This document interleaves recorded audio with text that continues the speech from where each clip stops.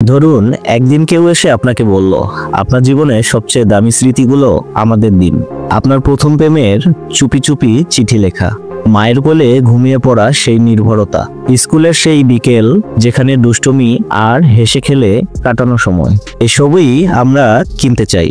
বিনিময়ে আপনাকে 50,000 টাকা দেয়া হবে, কিন্তু শর্ত একটাই, এই স্মৃতিগুলো আপনি আর কখনো মনে করতে পারবেন না। চোখ বন্ধ করলেও আসবে না সে চিত্র, হৃদয়ে বাজবে না আর সেই আবেগের সুর। তাহলে বলুন, আপনি কি রাজি হবেন এই চুক্তিতে? টাকার বিনিময়ে আপনি কি মুছে ফেলতে পারেন আপনার আপন হওয়া গল্প? স্মৃতি মানে কি শুধু ছবি, নাকি অনুভবের একটা দাগ? স্মৃতি হচ্ছে আমাদের পরিচয়ের একটা অংশ, যেটা আমাদের হাসায় কাদায় পথ দেখায়। কিন্তু এখন এই স্মৃতিও কি বেচা কেনা জিনিস হয়ে যাচ্ছে?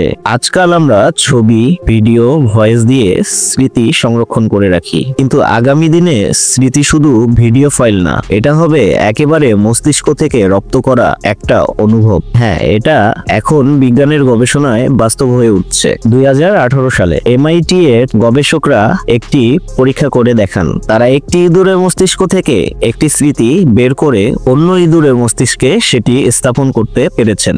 ভাবুন তো, আপনার শৈশবের একটি স্মৃতি যদি অন্য কারো মাথায় দেয়া হয়, সে হয়তো ভেবে বসবে এই ঘটনা তার জীবনে ঘটেছে। এলন মাস্কের প্রতিষ্ঠান নিউরোলিঙ্ক এখন যা করতে চাচ্ছে তা শুধু স্মৃতি পড়া নয়, বরং আপনার চিন্তা, অনুভব, সিদ্ধান্ত সবই কম্পিউটারে তুলে আনা। মানে আপনি যেভাবে ভাবেন, যা যা মনে রাখেন, সবকিছুই ডাউনলোড করে রাখা সম্ভব হচ্ছে। ধরুন 2035 সালে একটি কোম্পানি বিজ্ঞাপন দিচ্ছে, আপনার 10টি স্মৃতি দিন, আপনাকে 50,000 টাকা দেয়া হবে। এখন প্রশ্ন হচ্ছে, এই স্মৃতিগুলো তারা ব্যবহার করবে কিভাবে? AI ইমোশন ট্রেনিং, মানুষের আচার বিশ্লেষণ, ভার্চুয়াল অভিজ্ঞতা তৈরি, এমনকি অপরাধ দমন বা নিরাপত্তা বিশ্লেষণও। কিন্তু এখানে আছে সবচেয়ে ভয়ঙ্কর প্রশ্ন, যদি কেউ আপনার স্মৃতি হ্যাক করে, যদি আপনার মস্তিষ্কে এমন কিছু ঢুকিয়ে দেয়া হয় যেটা আপনি আসলে কখনোই অনুভব করেননি, তাহলে কি আপনি থাকবেন?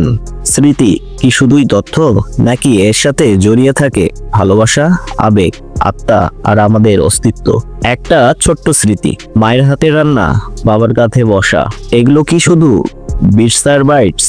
বর্তমানে যেসব কোম্পানি এই প্রযুক্তির পিছনে ছুটছে, নিউরোওয়েল, কার্নেল, সিনক্রন, এমনকি ইলন মাস্কের নিউরোলিঙ্ক, তারা বলছে স্মৃতি হতে পারে নতুন ধরনের ডেটা মাইন। একটা অজানা স্মৃতি ইকোনমি গড়ে উঠছে, যেখানে স্মৃতি কিনে নেওয়া হবে $বিলিয়ন বাজারে। ভাবুন তো, কেউ তার দুঃখজনক স্মৃতি মুছে ফেলছে, আর কেউ তার প্রেমিকের স্মৃতি বারবার দেখতে চায়, কেউ অন্যের স্মৃতি কিনে নতুন জীবন গড়ছে। এটা কি স্বপ্ন নাকি দুঃস্বপ্ন? আপনি কি কখনো আপনার কোনো স্মৃতি বিক্রি করতে রাজি হবেন? কমেন্টে লিখে জানাবেন কিন্তু। সম্মানিত ভিউয়ার্স, আশা করি আমাদের এই ছোট্ট ভিডিওটি আপনাদের ভালো লেগেছে।